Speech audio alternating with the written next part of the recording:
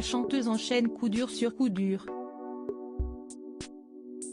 Après être partie bredouille de la 24e édition des Energy Music Awards, organisée à Cannes le 19 novembre 2022, Aya Nakamura va devoir se rendre devant la 12e chambre du tribunal correctionnel de Bobigny. L'artiste de 27 ans et son ancien compagnon, le producteur Vladimir Boudnikov, vont effectivement être jugés pour violence par conjoint avec quitte de moins de 8 jours, des faits qui datent de l'été dernier, au mois d'août, selon les informations de BFM TV. Une trentaine de dossiers devraient être analysés le jeudi 24 novembre 2022, à Bobigny. Dans la liste, celui d'Aya Nakamura est sans doute celui qui est le plus médiatisé.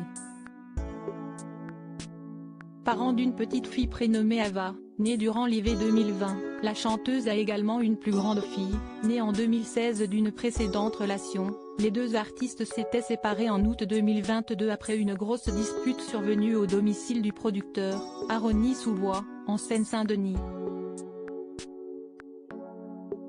Cette altercation avait nécessité plusieurs interventions de la police. Il n'y a pas eu vraiment de coup, on n'est pas dans un contexte de violence lourde, précise toutefois une source proche du dossier à BFM TV. Il n'y a pas eu vraiment de coup.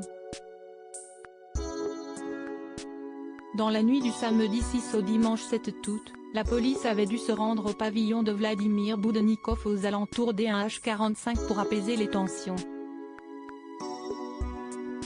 Aya Nakamura était finalement revenue sur place, un peu plus tard, avec deux amis pour récupérer des affaires.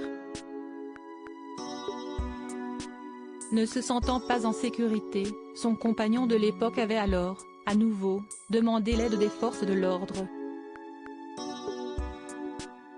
La police avait interpellé la chanteuse et ses amis. Nous avons fait des bêtises ce soir-là. S'ils n'ont jamais trop évoqué leur rupture amoureuse, Vladimir Boudnikov avait pris la parole sur les réseaux sociaux pour expliquer que l'affaire semblait être classée. Nous avons fait des bêtises ce soir-là et si est-il la vie aussi, écrivait-il sur Instagram. La femme que j'aime et moi-même allons très bien. Vraiment rien de grave, rien. Il faudra tout de même répondre de ses actes, le 24 novembre 2022, face au tribunal correctionnel de Bobigny.